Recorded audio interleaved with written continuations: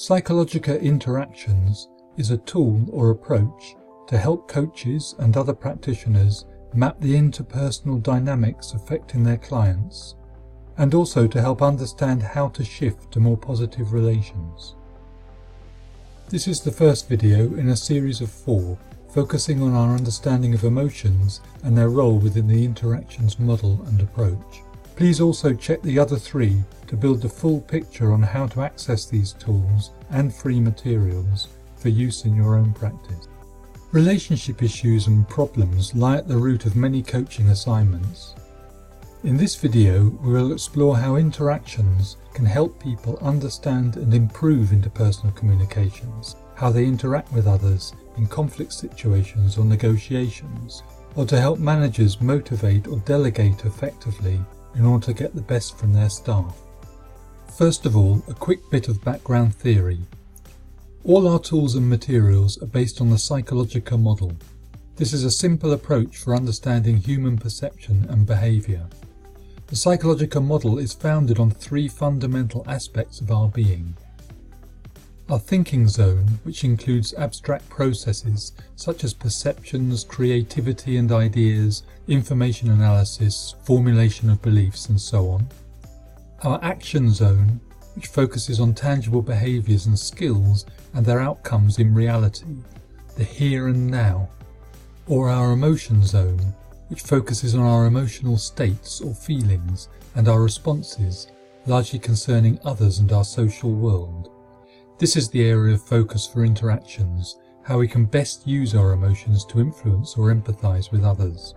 We all have differing capacities for effectiveness in each of these areas and may have a preference for one over the others. For example, we may default to taking a rational view of things, or tend to be guided by our feelings, or prefer a hands-on approach to getting things done. In any case, we all have varying capacities in all areas, and these are integrated in our daily life. This provides a practical way of developing and using our emotional intelligence, which means basically being aware of emotions in ourselves and others, and also being able to consciously manage these in ourselves and others to bring about better outcomes. Plenty of research has shown associations between high levels of emotional intelligence and career success, more so than with IQ or conscientious behaviour, for example. The term emotions here refers to feelings or affective states which can influence our thoughts and behaviours and how we interact with others. Our tendency to engage in certain emotions is reflected in our temperament or personality, which is linked with our emotions in a sort of chicken and egg cycle. A number of basic emotions are innate in all people. These can be recognised by a range of facial expressions, which can be arrayed in a circular format called an emotion circumplex. This indicates the full spectrum of emotions based on statistical analysis. Put simply, this incorporates emotional energy from low to high and emotional stability from low to high. These dimensions can be coupled with concepts of positive and negative effect or emotion and used to create a simplified matrix, each quadrant indicating a broad disposition or temperament.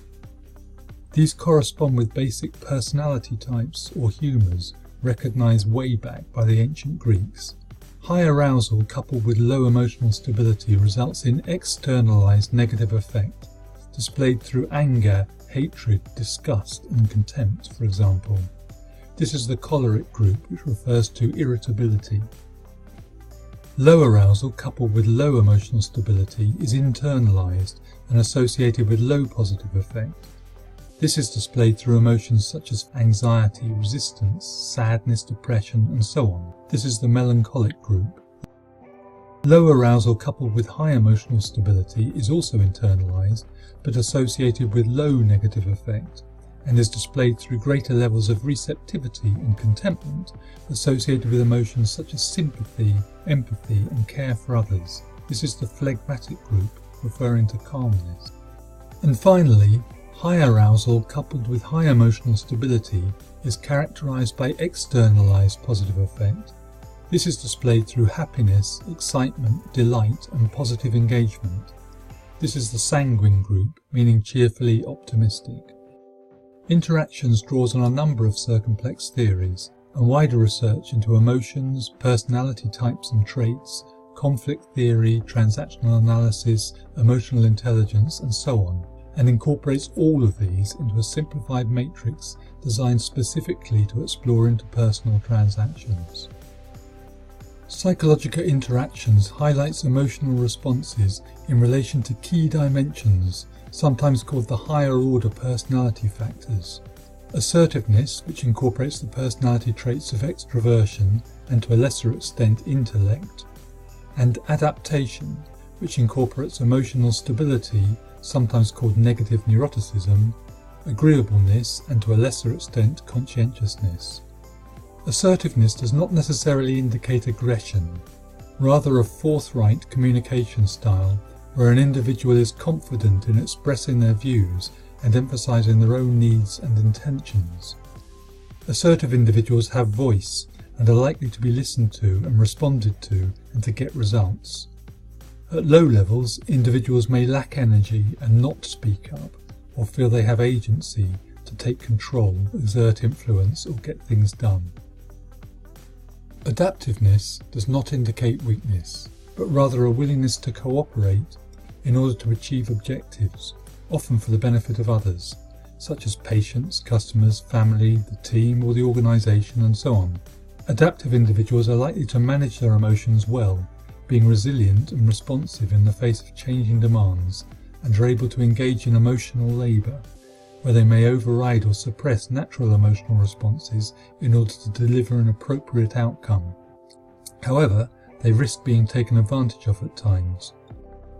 At low levels, individuals may find change hard to deal with and become easily stressed if things aren't going their way. The relative degree of these two dimensions determines outcomes in the four positions of the matrix, which we sometimes refer to as stereotypes. For example, individuals demonstrating behaviour which is highly assertive but low on adaptation are likely to appear demanding and challenging, and are likely to get or expect to get their own way. They may make the implicit assumption that they are right and expect others to fall in line. So if you disagree, it follows that you are wrong. This is sometimes associated with transactional leadership styles, where this understanding is implicit in the deal.